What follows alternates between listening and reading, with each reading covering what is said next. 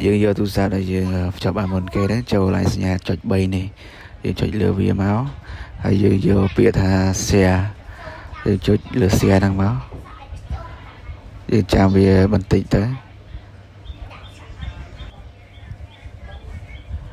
đợt lại ní dương vô bịa xe hàng cao này máuต่อมาយើងយកចន្លោះខាងលើហើយយើងចូលទូរស័ព្ទថ្មីរបស់យើងដែលយើងចង់ share ចូលហ្នឹងយើងចូលកន្លែងនេះកែងខាងក្រោមនេះហើយយើងចុចលើ account របស់យើងមកយើងយកលេខខាងលើនេះយើងយកមកវាយចូលកន្លែងចន្លោះខាងលើទូរស័ព្ទ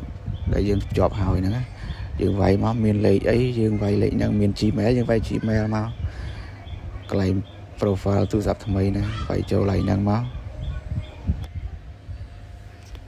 ឥឡូវខ្ញុំវាយហើយចឹងខ្ញុំចុច share ទៀតមកយើងចុច done មកហើយទូរស័ព្ទមួយទៀតយើងថយទៅក្រោយទៅថយឲ្យអស់មកថយអស់បែបនេះមកចាំបន្តិចទៅវា load មកនេះយើងចុច agree ហ្នឹងមកតែប៉ុណ្ណឹងជាការស្រេចនោះវា load នៅខាងលើនេះគឺយើងអាច share បានហើយ